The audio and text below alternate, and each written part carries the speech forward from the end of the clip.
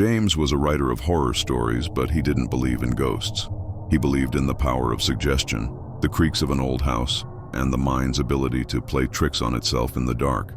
For him, fear was a craft, a set of levers and pulleys to be manipulated in the reader's imagination. His own imagination was a well-oiled machine, entirely under his control. He had rented the house on the Norfolk coast precisely because of its reputation.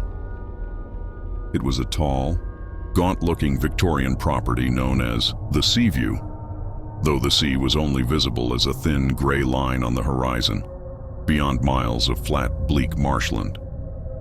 Locals in the nearby village spoke of it in familiar, hushed tones.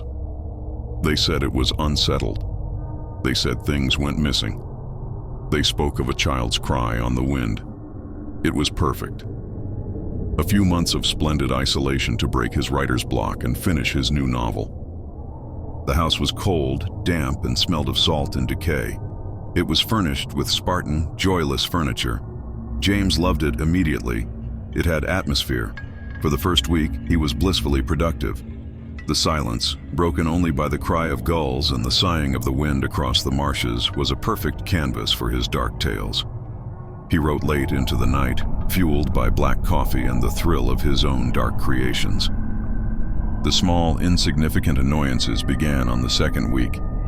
He'd leave his favorite fountain pen on his desk, only to find it later in the kitchen, half hidden in the cutlery drawer. His car keys, which he meticulously placed on a hook by the door, would turn up in the bathroom. He blamed his own absent-mindedness, the fatigue of his late-night writing sessions. Then came the sounds, a soft, rhythmic thump, thump, thump from the ceiling above his bedroom at night. He told himself it was the water pipes, the house settling. A faint, high-pitched giggle that seemed to drift from the end of the hallway, which he dismissed as the wind catching in a loose roof tile. He was a horror writer. He knew all the tricks. He refused to acknowledge the growing unease, the feeling of being watched, the subtle but persistent sense that he was not alone in the house. To do so would be to admit that the tropes he so expertly employed in his fiction might have a basis in reality, and his rational mind recoiled from the thought. The true turning point came when he decided to explore the attic. He needed a box for some old manuscripts, and he assumed there might be one up there. A small square hatch was set in the ceiling of the upstairs landing. Using a rickety wooden stepladder, he pushed it open. A cascade of dust and the smell of ancient, dry air washed over him. He pulled himself up into the darkness, his torch beam cutting a swathe through the gloom. The attic was vast, stretching the entire length of the house. The roof timbers formed a skeletal cage around him. The space was filled with the usual detritus of forgotten lives. A broken rocking horse, a stack of yellowed newspapers, a dressmaker's dummy that looked unnervingly human in the shifting light. In the far corner, tucked away under the eaves, was a small, wooden trunk.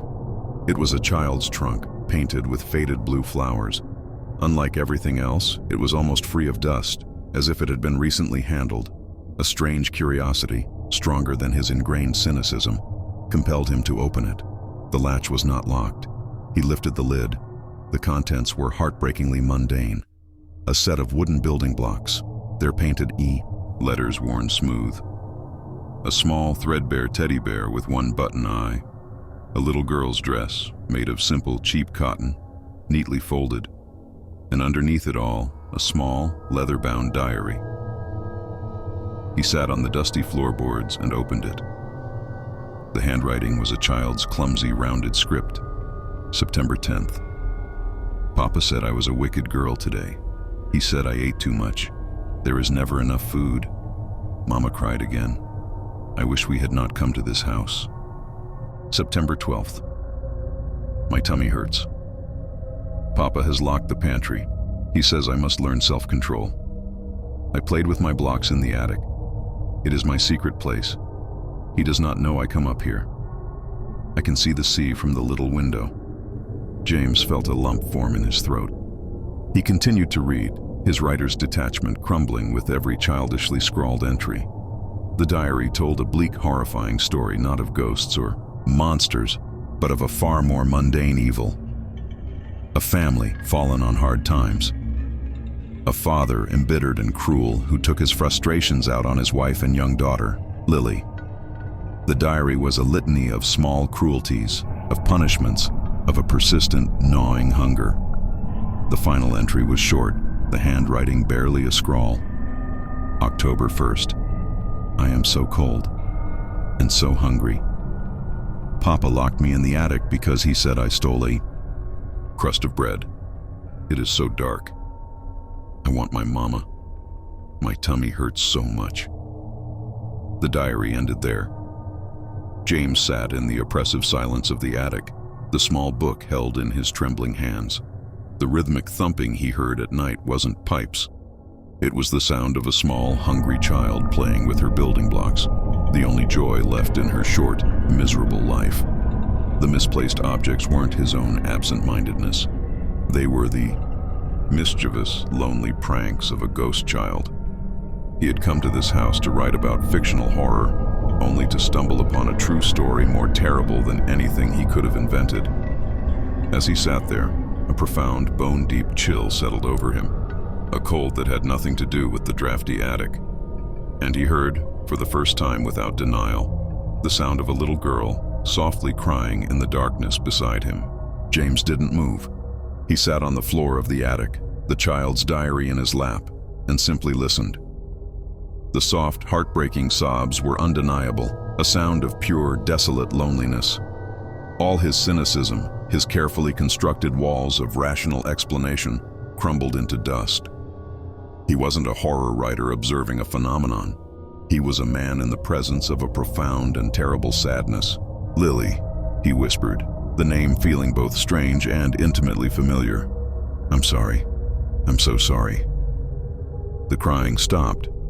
The attic fell into a heavy, expectant silence.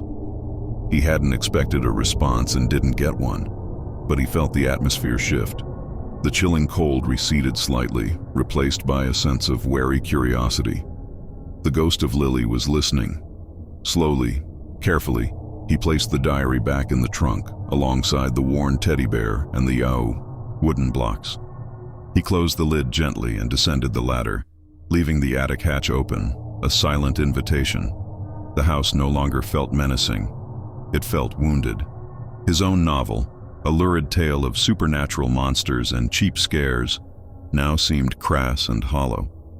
The true horror wasn't in his imagination. It was in the brittle pages of a child's diary, in the casual cruelty of a bitter man. That evening, he didn't write.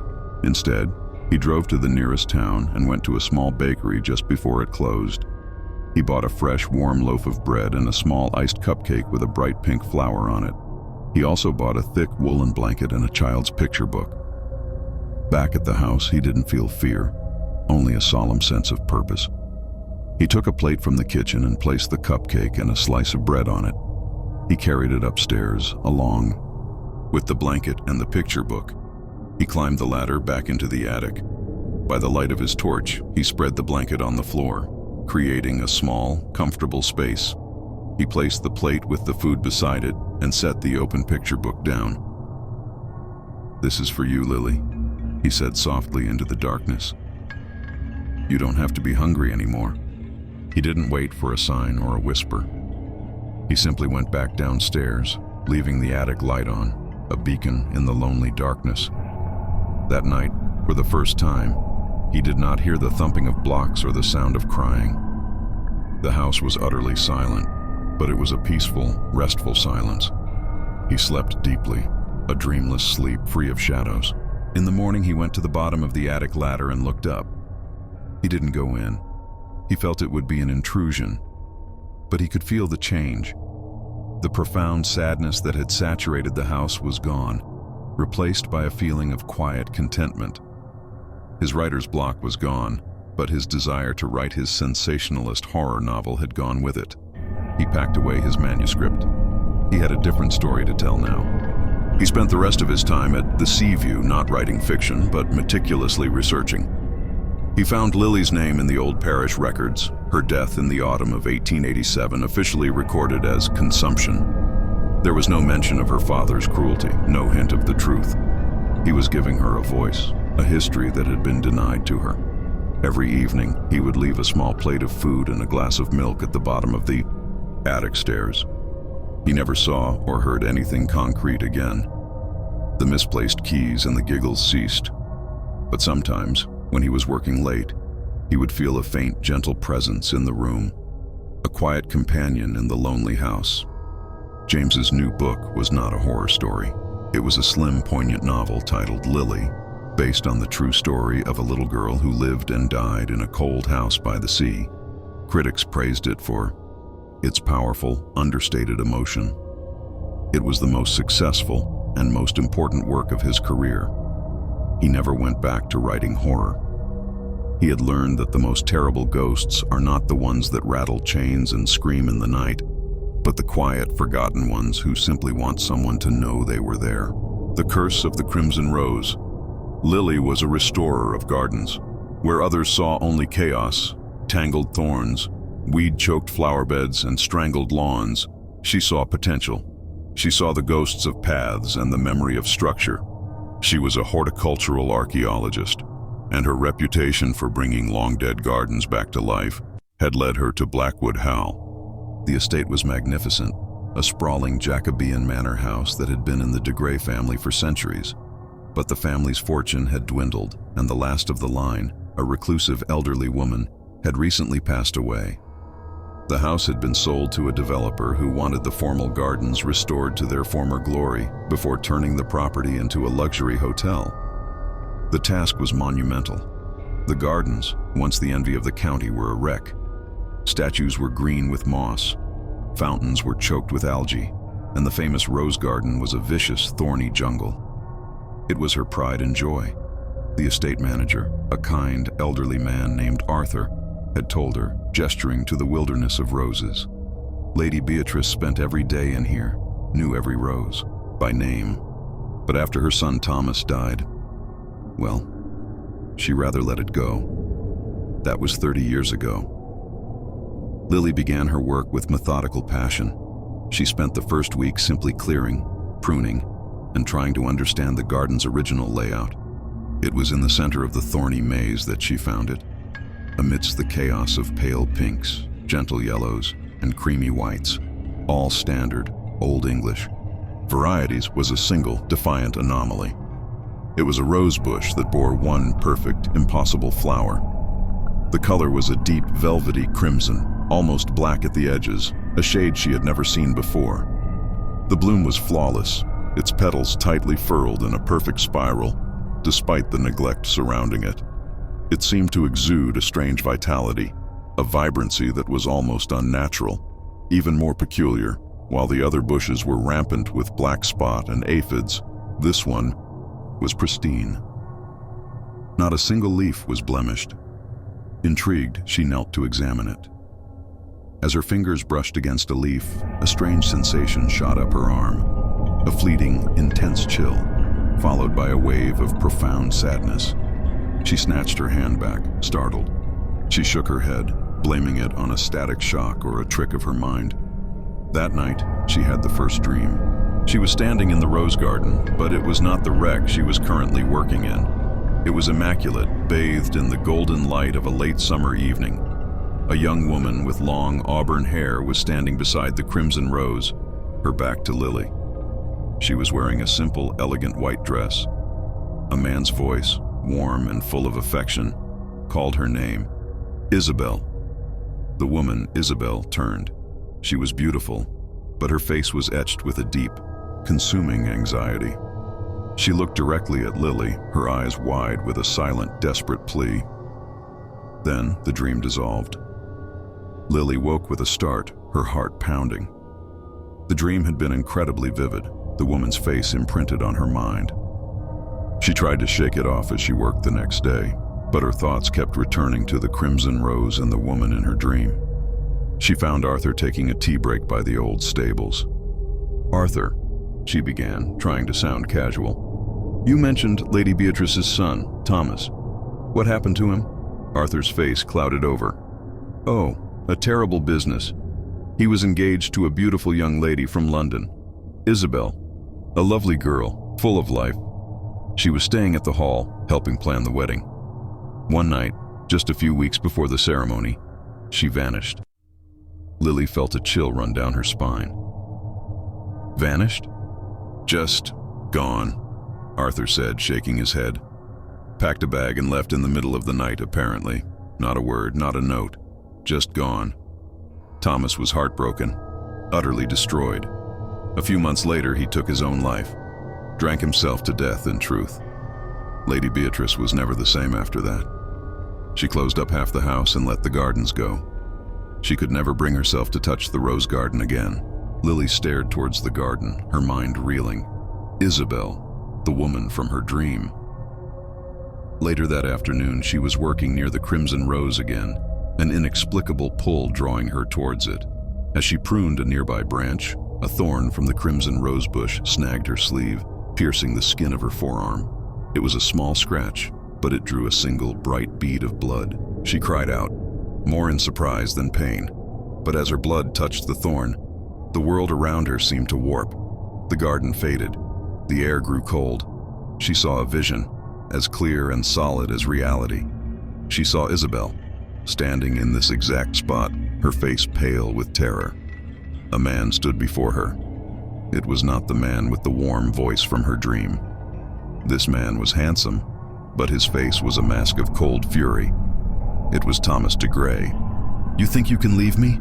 he snarled, his voice a venomous whisper. "You think you can run back to him? You belong to me." "I don't love you, Thomas," Isabel pleaded, her voice trembling. "I can't marry you. My heart is another's." "If I cannot have your heart," he hissed, grabbing her arm, "then no one will." He pulled her towards him. Isabel struggled, her hand grasping at the perfect crimson rose beside her. A thorn pierced her palm. The vision fractured, dissolving into a maelstrom of terror and pain. Lily was thrown back, landing hard on the path, the scratch on her arm throbbing with an unnatural cold. The crimson rose was not just a plant. It was a witness, and its roots were fed by a secret buried in the soil for 30 years. Lily scrambled backwards on the gravel path, her breath coming in ragged gasps. The vision had been as real as the sharp stones digging into her palms. The serene English garden now felt like a crime scene. The beautiful crimson rose, a silent, blood-fed monument to a hidden atrocity. Arthur's story was a lie. Not his lie, but the one he'd been told, the one the family had constructed to hide a terrible truth. Isabel hadn't run away. Thomas, the heartbroken fiancé, who had supposedly drunk himself to death in despair, was a murderer. Lily's hands trembled. What was she supposed to do? Go to the police with a story about a ghost and a vision delivered by a rose bush? They would think she was mad. But the knowledge of what had happened, of Isabel's final, terrified moments, was a heavy, insistent weight on her soul. That night, the dream returned. But it was different. It was no longer a sun-drenched memory. Lily found herself standing in the garden on a dark, moonless night. Rain was falling in a cold, miserable drizzle. She saw Thomas de Grey, his face pale and slick with sweat, digging frantically. He was digging at the base of the crimson rosebush. Beside him on the ground was a large, hastily wrapped bundle of canvas. The dream shifted. She was in a bedroom in the main house, watching Thomas write a letter. His hand shaking, a bottle of brandy and a glass on the desk beside him. He was writing Isabel's farewell note, a forgery to cement his story of her abandonment. The dream ended with the image of Thomas, his face a mask of guilt and despair, raising the glass to his lips. He hadn't just died of a broken heart. He had died from the poison of his own secret. Lily awoke with a grim certainty. She knew where Isabel was. The next morning, she did not pick up her pruning shears. She picked up a spade. She walked to the center of the rose garden, her heart hammering against her ribs, and stood before the unnaturally perfect crimson rose. "I'm sorry," she whispered. To the garden, to the rose, to the memory of the woman who was a part of it. Then she began to dig. The work was difficult. The root system of the ancient rose was thick and deep, clinging to the soil with a desperate strength. It felt like sacrilege, like she was desecrating a grave. But she was not. She was uncovering one. After an hour of backbreaking work, her spade struck something that was not a rock or a root. It was a soft, yielding resistance. Holding her breath, she scraped away the last layer of earth. What she found was a fragment of rotted canvas, the same canvas from her dream, and beneath it, the undeniable shape of a human bone. She dropped the spade and scrambled back, a cry catching in her throat. Seeing it, knowing it for a fact, was 1,000 times worse than the dream. She ran, found Arthur, and through stammering, incoherent sentences, managed to convey what she had found. To his credit, the old man did not dismiss her. He saw the genuine terror in her eyes, and he called the police. The investigation was quiet and discreet, handled with the delicacy befitting a prominent family, even a fallen one, but it was thorough. The shallow grave yielded the remains of Isabel, her body wrapped in canvas sheeting from the old stable. The final damning piece of evidence was a small, ornate locket found tangled in the roots, a locket that the police were able to trace back to a London jeweler and, through him, to another man, Isabel's true love, who had reported her missing 30 years ago, but had never been taken seriously. The official story was rewritten. Thomas de Grey was exposed as a murderer, not a tragic hero. Isabel was finally, officially, declared a victim, not a runaway. Her remains were returned to her own family, to be buried under a stone that bore her name. The day after the police finished their work, Lily returned to the rose garden. The area around the central bush was a mess of excavated earth and trampled soil, but the rose itself was changed. The single, perfect crimson bloom had opened fully, and it was no longer crimson. The velvety, blood-dark petals had faded to the purest, most delicate white. As she watched, a gentle breeze rustled through the garden, and the petals detached, one by one, scattering like snowflakes on the dark soil. The curse, fed by a lie and nourished by blood, was broken. The witness had finally been heard. Lily finished her work at Blackwood Hall. She restored the gardens to their former glory, a masterpiece of color and life. But in the center of the rose garden, she did not plant another spectacular hybrid. She left a simple, empty patch of earth, a quiet memorial to the woman whose story had been buried there. And she never again saw a rose of such a deep and terrible crimson, the hollow beneath the moors. The cottage was exactly what Alara had needed, or so she told herself. Perched on the edge of the bleak, sprawling Yorkshire moors, Blackthorn End was an isolated speck of grey stone against a vast, indifferent sky. After the cacophony of London, the silence here was a physical entity, heavy and profound, broken only by the mournful cry of curlews and the ceaseless, whispering wind that seemed to carry ancient secrets across the heather. She was a cartographer, accustomed to mapping landscapes, to imposing order on chaotic terrain. But the moors defied easy categorization. They were a wild, untamed canvas, breathing and shifting with an almost predatory life. And the cottage. The cottage felt like it had been carved from the moors themselves, a natural extension of the desolate beauty. Alara had bought Blackthorn End sight unseen, a desperate leap of faith after her life in the city had imploded. A messy divorce, a job she'd come to despise, and a pervasive sense of being utterly lost had driven her to seek refuge in isolation. The estate agent had been unusually keen to sell, practically pushing the keys into her hand with a strange, fleeting look of relief. "Lovely little spot," he'd mumbled, avoiding her gaze. A bit remote, perhaps, but quiet. Quiet was an understatement. It was a silence that buzzed, a stillness that hummed with a nascent energy. For the first few weeks, it was bliss. The rhythmic scrape of her pen against parchment, the meticulous tracing of contours for her new project mapping ancient ley lines and forgotten paths across the moors, was a soothing balm. She drank strong Yorkshire tea, ate simple meals, and watched the mist roll in like a living thing, swallowing the distant hills. Her life, for the first time in years, felt ordered. Then the dreams began. They were not nightmares, not at first. More like echoes of a life not her own. She'd wake with the faint scent of peat smoke in her nostrils, the taste of something bitter and earthy on her tongue. She'd see flashes of a landscape not quite Blackthorn End, but eerily similar. Rough stone walls, a darker, more imposing horizon. And always a woman. Always running. Always in silhouette. She dismissed them as the natural consequence of her new isolated existence, a creative mind filling the void. The sounds, however, were harder to dismiss. The first time, she was in the living room, meticulously drawing the ancient routes of packhorse trains. A faint scratching sound began, not from the walls, not from the ceiling, but from beneath the floorboards. It was subtle, almost like a mouse, but too rhythmic, too insistent. She rapped her foot on the floor. It stopped. She waited. It resumed. It sounded like fingernails, lightly dragging across rough wood.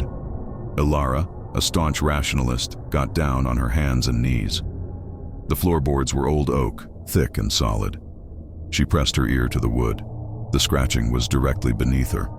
"Hello?" she called out, her voice sounding absurdly small in the vast silence. The scratching stopped. Utter stillness. She spent the rest of the evening feeling a prickling sensation on the back of her neck. The next morning, determined to find a logical explanation, she went looking for a crawl space or a cellar. The cottage was small, but built without a traditional basement, save for a small, shallow pantry beneath the kitchen. She peered into it, illuminating the earthen floor with her torch. Nothing but a few dusty shelves and the faint smell of potatoes. The scratching returned that night, louder, more agitated. This time it was accompanied by a new sound, a faint, rhythmic thump. Thump, thump, not heavy, more like a soft, insistent tapping. Again, from beneath the floorboards. This time, it wasn't just beneath the living room. It seemed to travel, moving subtly beneath the floor of her bedroom. She lay rigid in bed, duvet pulled up to her chin, listening. The tapping and scratching seemed to move towards the center of the room, directly under her bed. And then, a new element, a whisper. So faint, so delicate, she almost convinced herself it was the wind whistling through the ill-fitting window frames. Cold. So cold. Ilara shot upright, her heart hammering. This was no mouse. This was no settling house. This was something else. Something intelligent. Something that knew she was there. She spent the rest of the night with the lights on, huddled in the armchair in the living room, a heavy geological survey book clutched in her hands, her map of the moors lying forgotten on the table. The following day, she avoided the floorboards, walking on tiptoes, trying to ignore the chilling presence she now felt. It was subtle, a constant feeling of being watched, a persistent icy draft that seemed to emanate from the very earth beneath her feet. She tried to work, but her mind kept returning to the scratching, the tapping, the whisper. Her cartographer's brain, used to analysis and deduction, began to piece together fragments of local folklore she'd encountered in old books. Tales of boggarts and barguests, of spirits tied to the land, of ancient places that held on to echoes of the past. One story, in particular, resonated with a chilling clarity. The legend of the hollow folk, spirits of those lost or buried. Unjustly on the moors who yearned for warmth and light.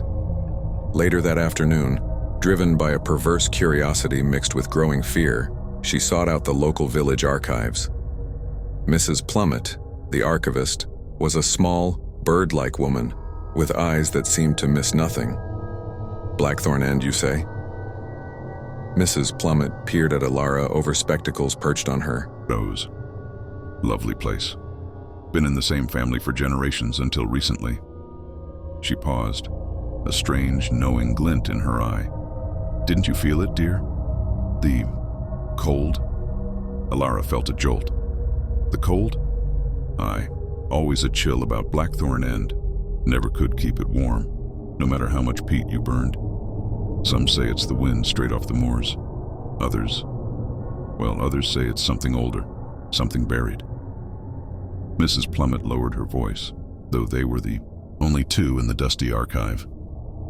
There was a young lass years ago, Martha, farm girl, disappeared from her family's croft not far from Blackthorn End.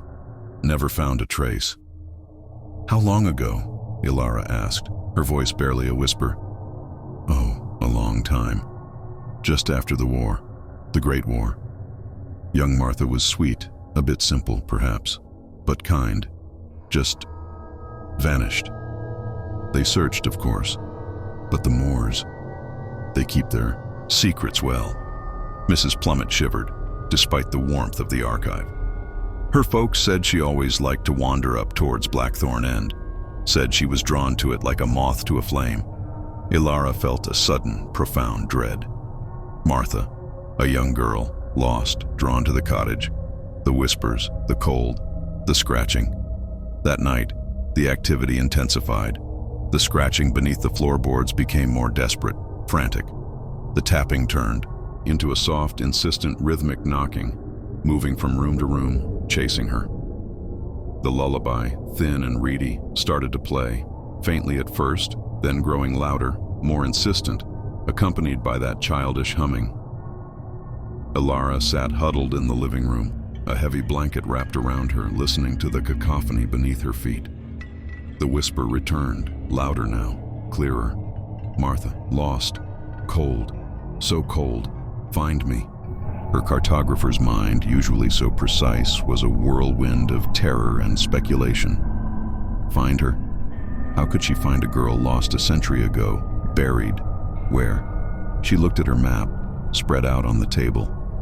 The ley lines, the ancient paths, the contours of the land. She suddenly felt an overwhelming compulsion to look under the cottage, not just the small pantry, but deeper.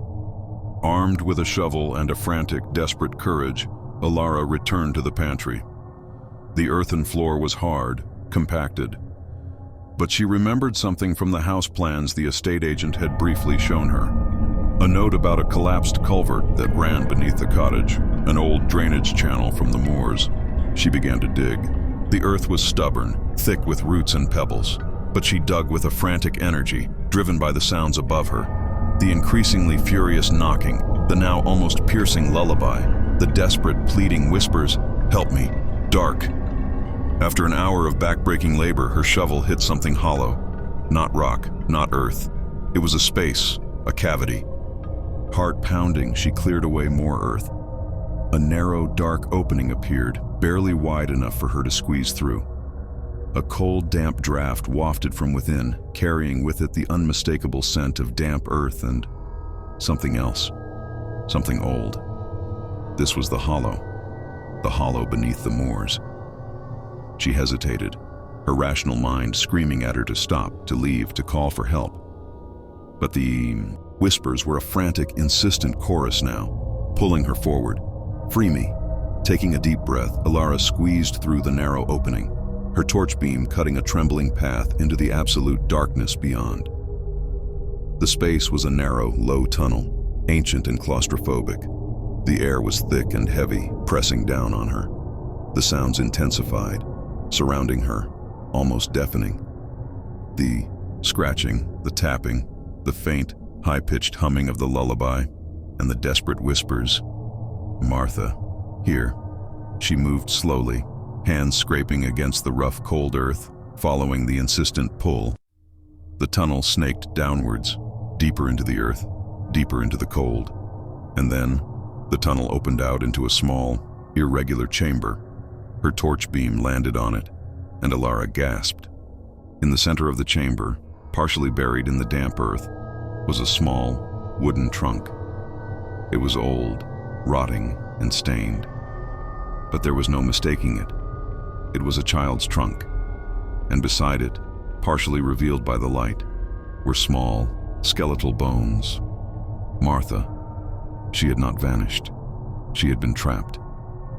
Perhaps she had sought shelter in the old culvert, or maybe she had simply fallen. The Great War had left many families destitute. A child. Wandering the moors, looking for shelter, for scraps of food. She had found the hollow beneath the cottage, and it had become her final resting place. The lullaby, the humming, the scratching. the desperate attempts of a lonely, forgotten child to make herself known. Ilara knelt, tears streaming down her face. "Oh, Martha," she whispered, her voice choked with sorrow. "You're not cold anymore. You're not alone." As she spoke, the frantic sounds ceased. The whispering stopped. The lullaby faded into a gentle final echo. The intense cold receded, leaving only the damp chill of the earth. A profound sense of peace settled over the small chamber, radiating outwards, filling the cottage above. Ilara carefully, reverently, uncovered Martha's remains. She spent the rest of the night digging, not with fear, but with a quiet, determined purpose. The next morning, the sun rose over the moors, casting a golden light on Blackthorn End. Ilara sat outside, exhausted but with a deep cleansing sense of calm. The cottage felt different. It was still, but the stillness was no longer humming with malevolent energy. It was simply peaceful. Later that day, she made arrangements. The local police were understanding, surprised but believing. The discovery of a lost child from so long ago finally laid to rest. A small, simple burial took place in the village churchyard, attended only by Ilara and a few curious villagers, including Mrs. Plummet, who nodded sagely. Ilara stayed at Blackthorn End. The moors still held their secrets, but the hollow beneath her cottage was no longer a tomb of despair. It was a place where a lost soul had finally found peace. Her mapping project, once a chore, became a passion, tracing not just the physical lines of the land, but the invisible echoes of its history, the forgotten stories of those who had walked its paths.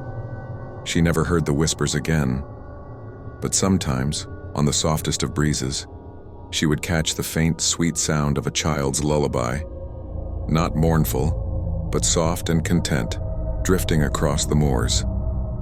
Martha was finally home. Story 4, The Midnight Watch. Detective Inspector Miles Corbin prided himself on his unwavering composure. 20 years in the Metropolitan Police had seen enough bloodshed and depravity to calcify the most sensitive soul. But the call that had dragged him from his rare, quiet Sunday evening with a lukewarm cuppa and a crossword puzzle had a particular chill to it that even his hardened nerves couldn't quite shake. "Another one, sir." Sergeant Miller's voice had been tight, strained. "Same MO, same location. Flat 3B, the Belvedere, Islington." The Belvedere was a striking Art Deco apartment block, all clean lines and geometric patterns, built in the 1930s. It was meant to be a beacon of modernity, a testament to optimistic futurism. Instead, for the past 6 months, it had become the hunting ground for a killer the press had dubbed the Watcher. 3 victims so far, all women, all living in different flats within the Belvedere, all found in their bedrooms, perfectly preserved, eyes wide open, staring at the ceiling.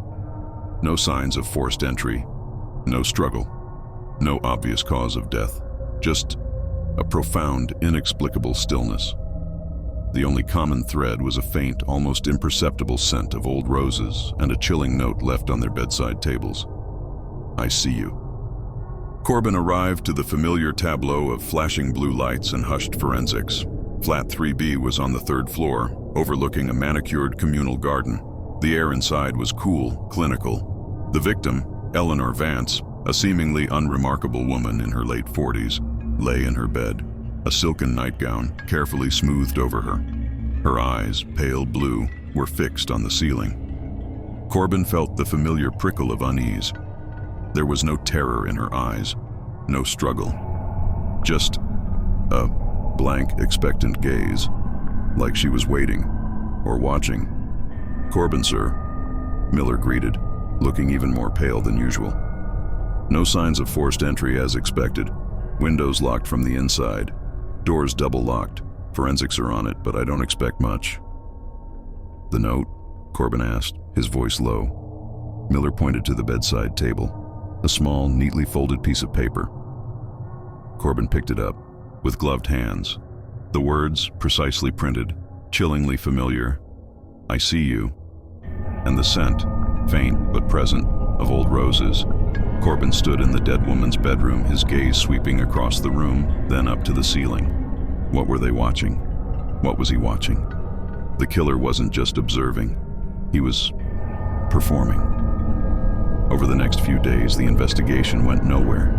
No witnesses, no CCTV. The Belvedere was a fortress, its residents wealthy and insular. The media frenzy grew, painting Corbin as incompetent, the Met as helpless. The pressure mounted, a suffocating blanket of expectation and fear. Corbin found himself drawn to the apartment block, spending hours there, even when off duty. He walked the corridors, rode the lifts, studied the building's architecture, its shadows, its quirks. He knew instinctively that the answer lay within the building itself. The killer wasn't breaking in. He was already inside, or had a way of being inside that no one understood. He started developing a strange fixation on the ceilings. All the victims had been found staring upwards, not in terror, but in a quiet, almost serene observation.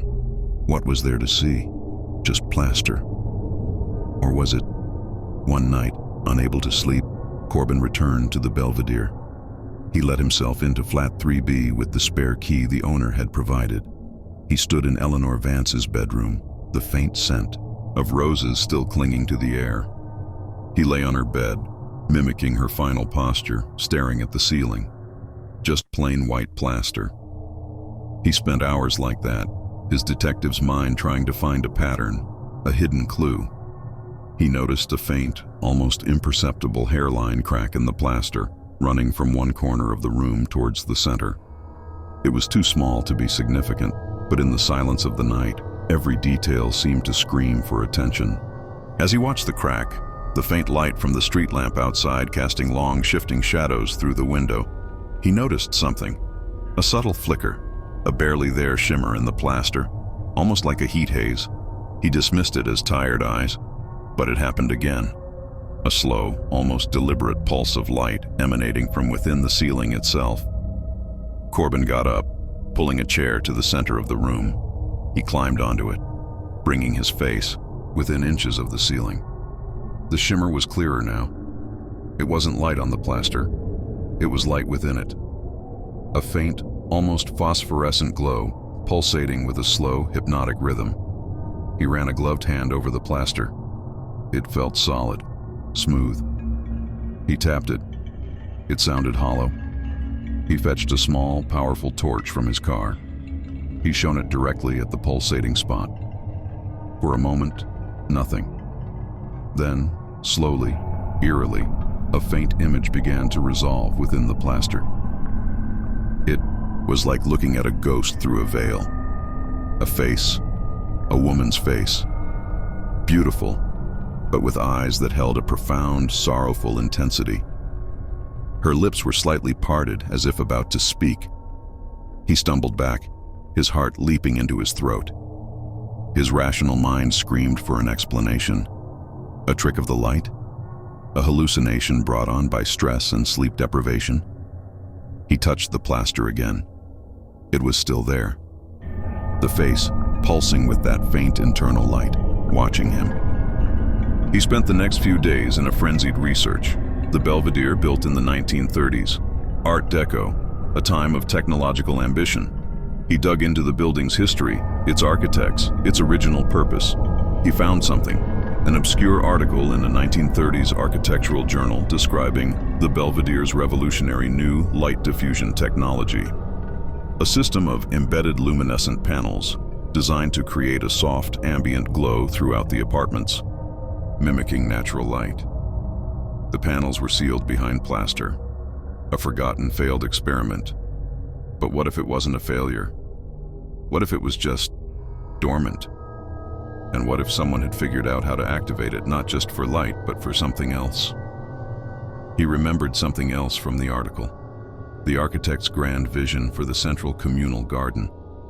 A zenith garden, designed to be the heartbeat of the community, observed and admired from every apartment. He went back to flat 3B. He stared at the ceiling, at the face within the plaster. It was Isabel, the name of the central figure in the architectural article, the architect's beloved wife, who had mysteriously disappeared shortly after the building's completion. The article mentioned her as the muse, the inspiration. Corbin felt a cold dread settle in his stomach. The light diffusion technology. The vanished wife. The victim staring at the ceiling. The note, "I see you." He remembered an obscure paragraph in the article detailing the cutting-edge materials used. A new composite plaster, imbued with phosphorescent microparticles, capable of retaining and projecting light patterns. And then, a fleeting mention of experimental bioluminescent pigments for more complex visual displays to be controlled from the central management suite. What if, in their attempt to create ambient light, they had inadvertently created a projection system? And what if the bioluminescent pigments could somehow pick up and project not just light, but images? From where? The central management suite, or even the garden, the Zenith Garden? He needed access to the central management suite. He pulled every string he had, citing terrorism concerns, until he finally gained entry. It was a dusty, forgotten room in the basement, filled with ancient, humming machinery. A huge, archaic control panel with hundreds of unmarked switches. He started experimenting, flicking switches, pressing buttons, trying to find a pattern. Nothing, just faint hums and clicks from the dormant machinery. Then he saw it. A small, ornate key hanging on a hook labeled simply Zenith. He picked it up. It was heavy, cold. He found a corresponding keyhole on a small, recessed panel on the control board. He inserted the key and turned it. A low, resonant hum filled the room, growing steadily louder. A vast, circular screen in the center of the control panel flickered to life, displaying a schematic of the Belvedere, its apartments outlined in faint, glowing lines. And in the center of the schematic, the Zenith Garden, glowing with an intense, emerald light. Corbin looked at the screen, then back at the control panel. He saw a row of small, almost invisible dials, each labeled with a flat number. He slowly turned the dial for 3B. On the screen, flat 3B's outline intensified, and within its walls, a faint, almost imperceptible image began to resolve. It was Eleanor Vance's bedroom, seen from above. And there, on her bed, was her body, eyes staring at the ceiling. Corbin felt a wave of nausea. He was seeing what the killer was seeing. This wasn't just a light diffusion system. It was a surveillance system, an archaic bioluminescent projector capable of displaying images onto the ceilings of the apartments.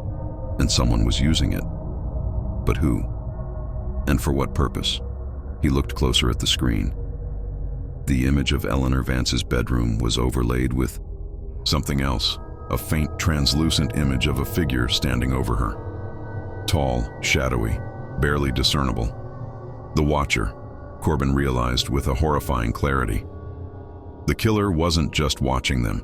He was projecting himself into their rooms. He was showing them their killer, displaying his image on their very ceilings before he killed them. The victims weren't watching the ceiling in terror.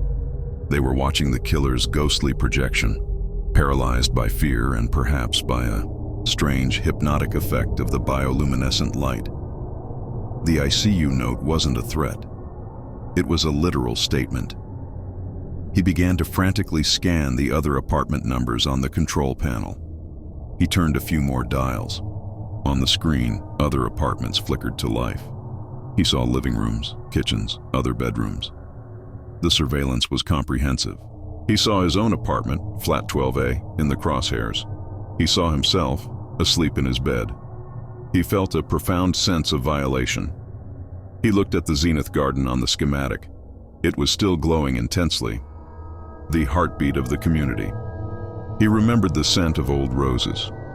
Isabel, the architect's wife, the muse, her disappearance.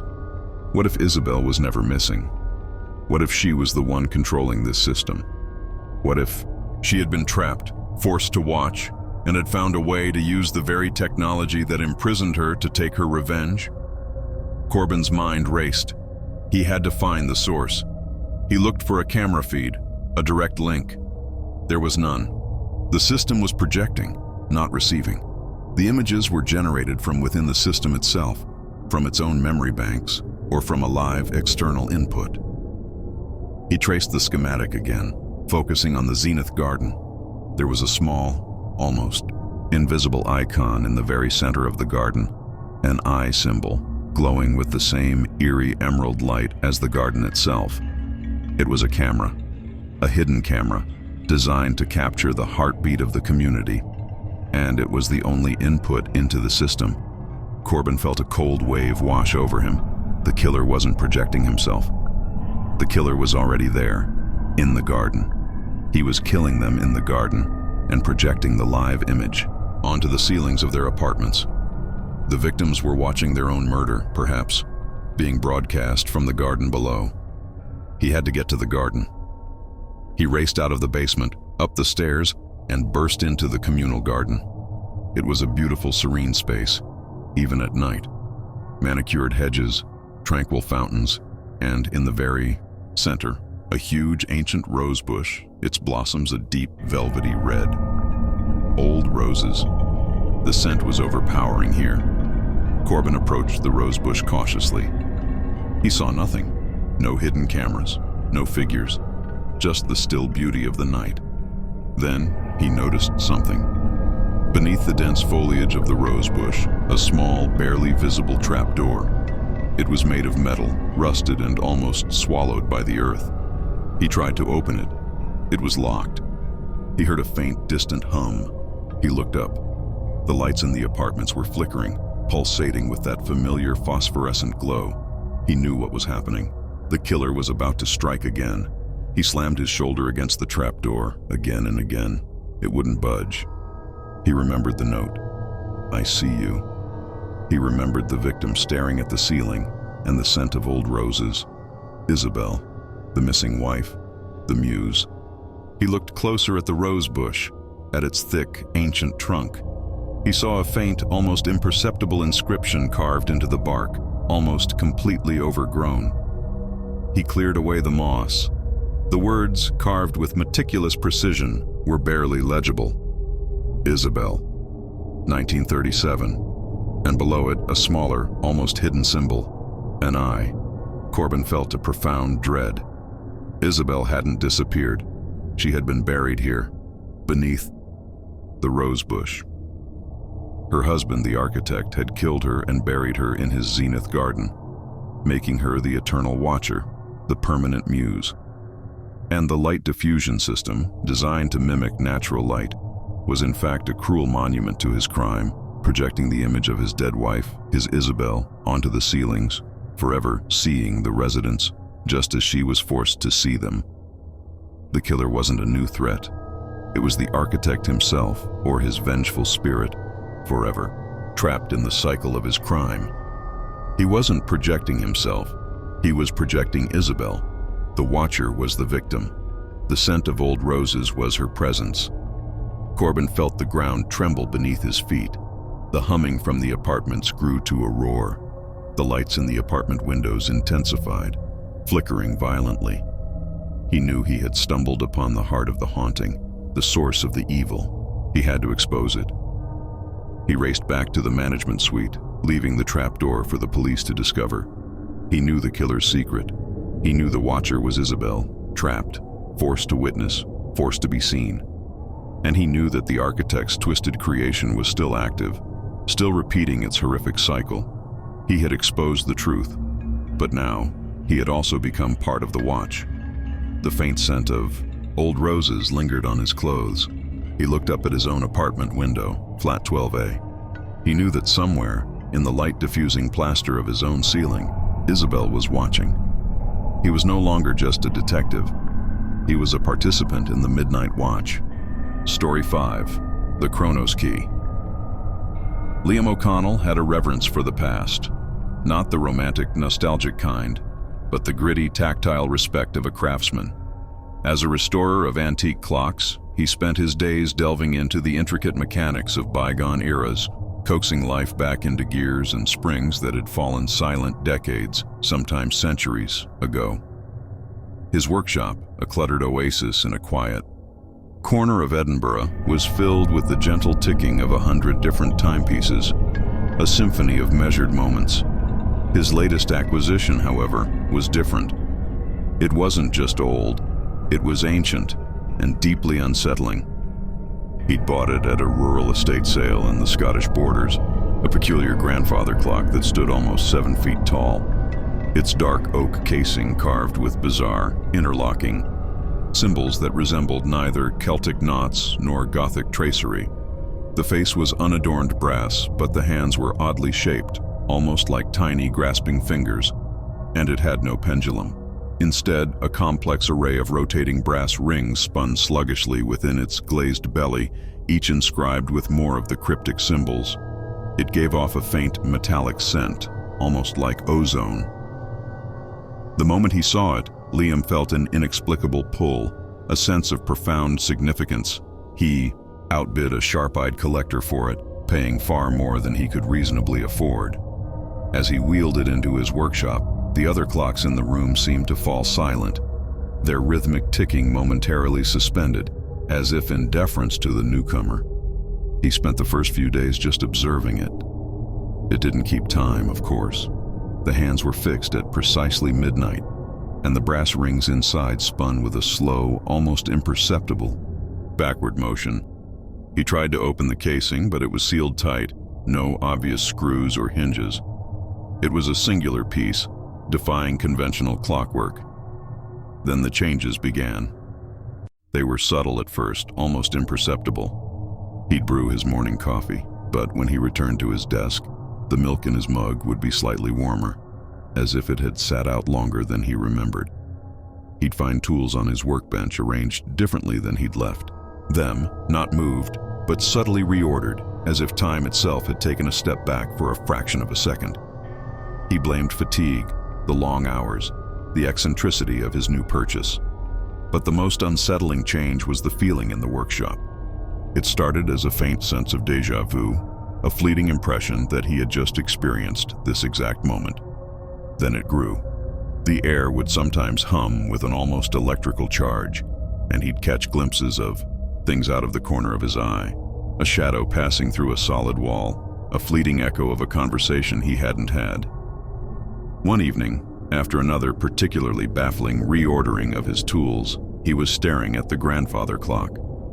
The brass rings inside were definitely spinning backwards, faster now, a little whirring sound emanating from its core. He pressed his ear against the cold oak casing. He heard a faint whispery sound, like a sigh. Rewind. He stumbled back, his heart pounding. Had he imagined it? The clock was a machine, a dead, silent machine, but the word echoed in his mind, chillingly clear. He began to notice it outside the workshop, too. A newspaper headline he'd read that morning would contain a slightly different phrasing when he saw it again in the evening. A small crack in the pavement outside his flat would disappear, only to reappear later. It was as if time itself was stuttering, hiccuping, slowly unwinding around him. The key, he realized, was the clock. The closer he was to it, the more pronounced the effects. He began to meticulously document everything, every subtle shift, every temporal anomaly. His training as a restorer, with its emphasis on meticulous detail and diagnostic precision, took over. He was approaching this not as a supernatural phenomenon, but as a malfunction. Clock, albeit one on a grander scale, that was broken, and Liam O'Connell fixed broken clocks. He found the clock's original provenance in an obscure auction catalog. It was listed as the Chronos key, once owned by a reclusive Scottish inventor named Alistair Macmillan, who had lived in a remote mansion on the Isle of Skye in the late 19th century. Macmillan had been obsessed with time, with the idea of unlocking its secrets. He had disappeared under mysterious circumstances, and his mansion had burned down a few years later. The clock was one of the few surviving items. Liam's pulse quickened. The Chronos key. The name itself was a chilling revelation. Macmillan wasn't just a clockmaker. He was a temporal experimenter. And this clock wasn't just a timepiece. It was a device. He felt an overwhelming urge to get inside it, to understand its mechanism, to fix it. He spent days, then weeks, scrutinizing the casing, tapping, probing, searching for a hidden seam, a secret panel. One stormy night, As the wind howled outside his workshop, the Chronos key's whirring intensified. The brass rings inside spun with an audible whiz, and the faint ozone smell grew stronger. He was holding a small magnifying glass to the side of the casing, examining one of the cryptic carvings, when he noticed it. A tiny depression, almost imperceptible, hid his sat within the complex pattern. He pressed it. With a soft click, a narrow seam appeared on the side of the clock. He ran his fingers along it, and a section of the oak casing, almost invisible to the eye, swung inwards, revealing the clock's inner workings. It was unlike anything he had ever seen. Not gears and springs, but a bewildering array of crystalline structures, shimmering tubes filled with a pulsating, milky liquid, and intricate coils of some unknown, luminous metal. In the center, where a pendulum should have been, was a single, larger crystal, glowing with a soft, internal light. It was this crystal that vibrated, causing the brass rings to spin. As he peered inside, a strong, dizzying wave of disorientation washed over him. The air grew thick, shimmering as if viewed through heat haze. He saw not his workshop, but a fleeting glimpse of a different room, a grand, opulent study, filled with books and scientific instruments. A man, wild-eyed and disheveled, sat at a large desk, scribbling frantically in a leather-bound journal. Alistair Macmillan. And then, the echo. A woman's scream, thin and distant, but filled with an unbearable terror. It faded as quickly as it came. Liam recoiled, hitting his head on a shelf. The room was back to normal, but the scream still rang in his ears. He looked at the Chronos key. The central crystal was glowing brighter now, pulsing with an alarming intensity. He realized the terrifying truth. The clock wasn't just rewinding local time. It was also acting as a window, pulling in echoes from its own past. And its past was tied to Alistair Macmillan, his strange experiments, and a woman's scream. He had to stop it. He reached into the casing, his hand trembling, aiming for the glowing crystal. He believed it was the heart of the device, the source of the temporal distortion. He was a restorer. He would fix it. His fingers closed around the crystal. It was cold, unnaturally so, like a shard of ice. He twisted it, trying to pull it out, to cut the power. A blinding flash of light erupted from the clock. A deafening crack split the air like a sonic boom. The workshop was instantly plunged into a maelstrom of shimmering, distorting reality. The air crackled with raw energy. The other clocks in the room began to spin wildly, their hands racing backward, then forward, then backward again, their ticking becoming a frantic, cacophonous roar. Tools flew from the workbench, floating suspended in the air. The walls of the workshop seemed to ripple, to become translucent, revealing fleeting glimpses of other times, other places. Liam felt himself being torn, stretched thin, between moments. He saw his own face, younger, older, superimposed upon his present self. He saw Macmillan's study again, clearer this time. The wild-eyed inventor was staring at the clock, a look of desperate triumph on his face. And there, beside him, was a woman, her face contorted in a silent scream. He saw the fire, the mansion on sky, engulfed in flames, the Chronos key standing tall in the middle of the inferno, unharmed, its crystal glowing. He had made a terrible mistake. He hadn't just tried to fix the clock. He had activated it. He had opened the Chronos key. The temporal distortions intensified. The workshop was no longer a single coherent space. It was a kaleidoscope of shattered moments. Furniture shifted, disappearing and reappearing. The air was filled with whispers, with screams, with fragmented voices from across time. And then, the entities. They weren't ghosts in the conventional sense. They were echoes, shimmering, translucent figures, flickering in and out of existence, pulled from the past by the active Chronos key. They were drawn to the temporal wound he had created. He saw Macmillan again, but this time, the inventor's face was etched with terror. He was not alone. Behind him, looming, was a shadowy, indistinct figure, larger than life, its form constantly shifting, made of pure temporal energy. It was Chronos itself, the primal force of time, disturbed, awakened, and hungry. Liam tried to move, to run, but his limbs felt heavy, caught in a temporal eddy. The Chronos key was now emitting a high-pitched metallic shriek, and the central crystal pulsed like a dying star, drawing everything towards it. The echoes in the workshop were no longer fleeting glimpses, they were solidifying. The terrified face of the woman from Macmillan's study was now vividly present, her silent scream filling the workshop, directed at Liam. She was not just an echo, she was trapped within the activated Chronos key, her last moment of terror preserved, projected, repeated, and Liam had just become her unwilling jailer. He had to close it, he had to reverse it, he had to fix it. He was a restorer. He forced his trembling hand back into the churning mechanism of the Chronos key, desperately searching for a way to stop it, to turn the crystal back. The air around him was now freezing cold, then scorching hot, as fragments of different times collided. He felt the weight of impossible moments pressing down on him, felt the agony of temporal disintegration. He found a smaller crystal, almost hidden beneath the main one, glowing with a faint, steady light. It felt like an anchor. He pushed it. The shriek of the Chronos key reached an unbearable crescendo, then abruptly cut off. The blinding light vanished. The distortion stopped. The echoes faded, dissolving back into the silence. The workshop was still. The tools were back on the workbench. The other clocks had stopped their frantic spinning, their hands now frozen at random times. The air was thick with the smell of ozone, but the temporal maelstrom was gone. Liam stood there, gasping, his body aching as if he had been physically stretched and pulled. The Chronos key's inner casing was closed. The brass rings inside were still, their hands still at midnight. It was a dead machine once more. He had fixed it. But at what cost? He looked at the Chronos key, then around his workshop. The faint smell of old roses, which had not been there before, now lingered in the air. He picked up Macmillan's journal, which had appeared on his desk during the temporal chaos. He found the last entry, written in a shaky hand. I have done it. I have opened the Chronos key.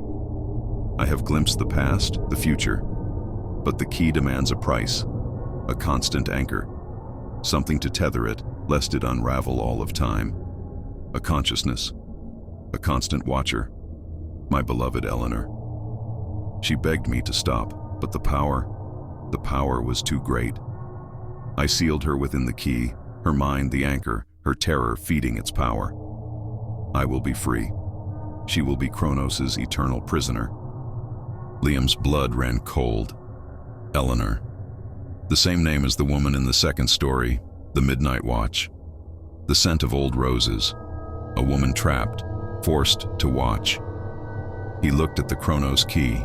He hadn't just stopped the temporal distortions. He had sealed it. And with it, he had unknowingly sealed Eleanor within its intricate mechanisms, her eternal vigilance now the static force that held it dormant. He was the unwitting inheritor of Macmillan's terrible legacy. The Chronos key was silent, but Liam knew its silence was merely a pause.